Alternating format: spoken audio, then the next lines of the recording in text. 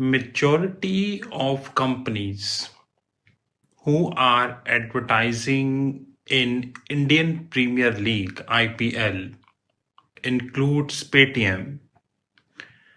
They are either loss-making companies or debt-ridden companies like Tata Group.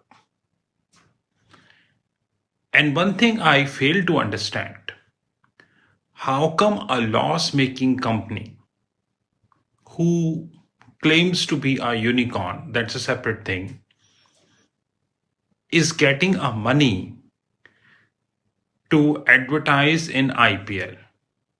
I'm sure that IPL advertisement is not cheap. And I'm too sure that no one would be raising voice in that regards.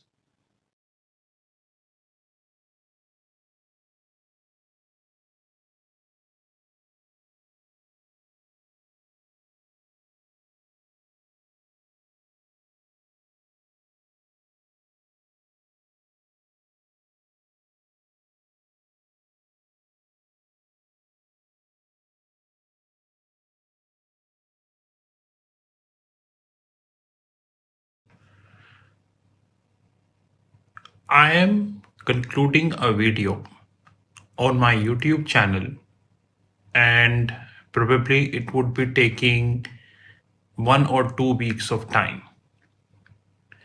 But do you know that the top 5 startups, which includes Paytm, Nikia, Policy Bazaar, Zomato, and Card Trade, these 5 startups lost near about 2 lakh crores. You heard me right, 2 lakh crores worth of market cap. This is investors' loss. And this, by the way, is the highest fraud of 2022.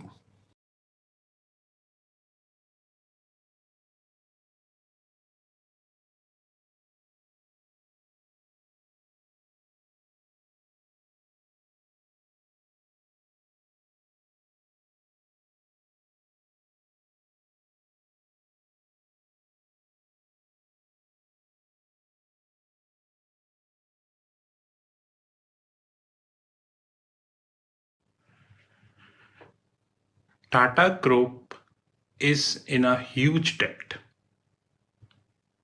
That is a separate thing that paid, sold, and corrupt media of India is not talking about that issue. But, anyways, and now Tata Group is sponsoring the IPL, Indian Premier League. One thing I fail to understand, what Tata Group would be achieving after this. Because a company who is debt ridden, paying extensive amount as a finance cost, what they would be achieving after sponsoring IPL. Anyways, our beloved paid, corrupt, and sold media will not highlight this issue.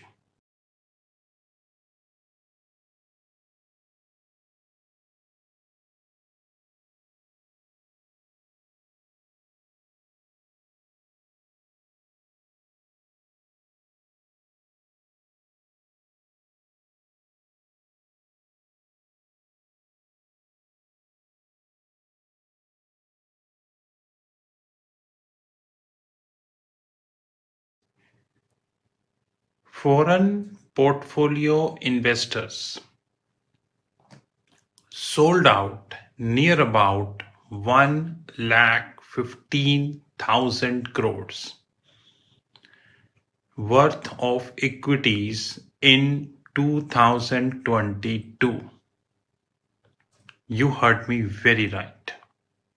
1,15,000 crores. And if this trend persists, the probability is very, very high then probably by 2022 ends, foreign portfolio investors might quit more than 6 lakh crores. Use your common sense.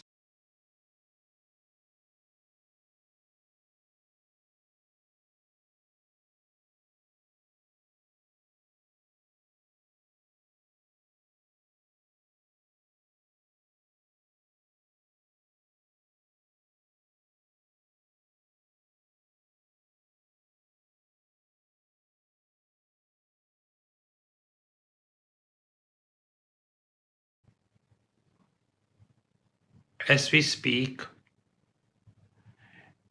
India debt to GDP ratio is near about 90%. And you would be surprised to know that in 2013, the debt to GDP ratio was 50%, which means in last 9 years, from 2013 to 2022, India debt to GDP ratio grew by around 40%. Now, if this trend persists, and the probability is very high, then soon India would have 100% debt to GDP ratio.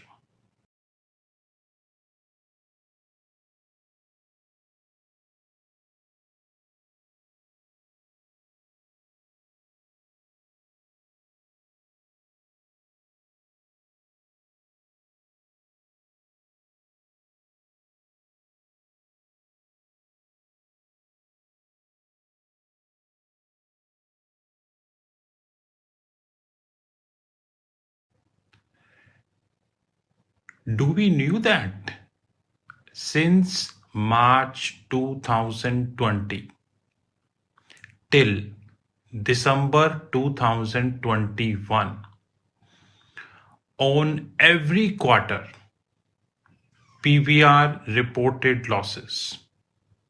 You heard me very right. Which means that around in the last 8 quarters, you can say, PVR is consistently reporting the losses. But does that reflect on their stock price? No, definitely not. This is yet another example that in Indian market stocks are not traded on a fundamental ground.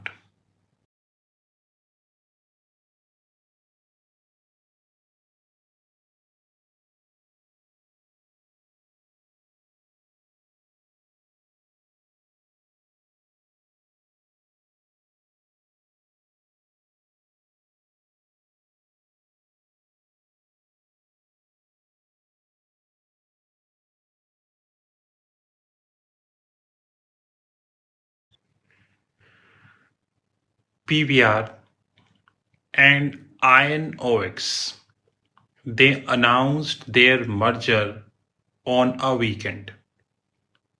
And tomorrow, when the market opens, you know what would happen. But I will not invest in either of the companies. Because if I look at the balance sheet of PVR and INOX, I don't think I would go to invest in these companies. India is a country of hype. And what happens? Media creates hype, and majority of investors follow this hype. Tomorrow, when the market opens, you will see another demo of the same.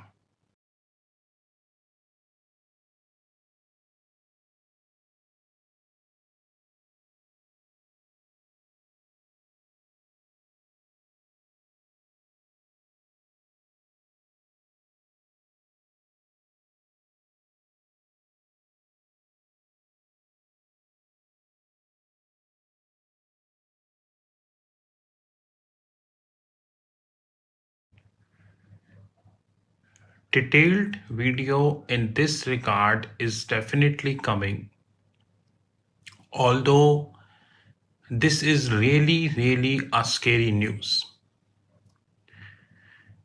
Japanese debt to GDP ratio is now 250%.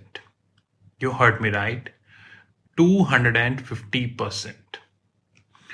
Which practically means that if you holding a GDP of $1, example, then your debt is $2.5. Now, common sense is if you're holding a debt to GDP ratio of near about 2.5 times, then default is very near.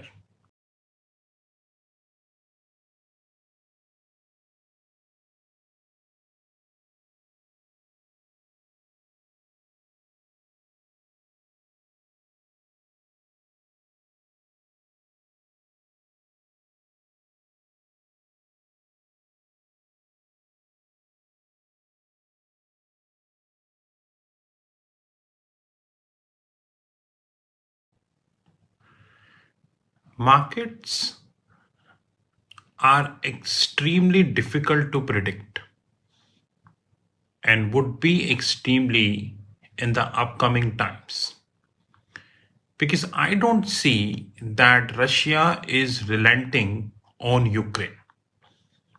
Russia is now very clear, which is whatever to happen, I do not care. Even after a lot of sanctions imposed on Russia, it hardly matters.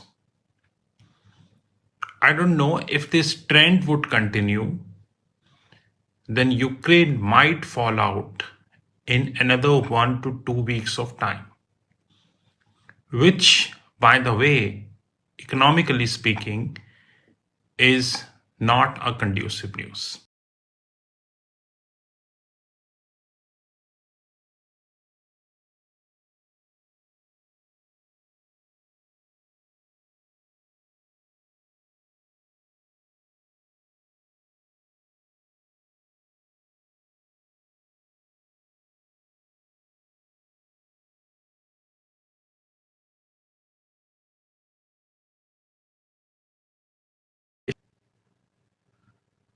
United States, which is sitting at the debt of $31 trillion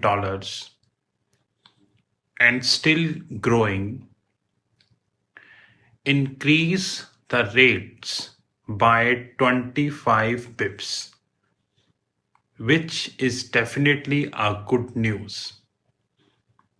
The reason being, if a high debt economy like United States increasing the rates by 25 bips, it means a substantial debt crash is on the cards because your refinancing rate is now increased by 25 bips.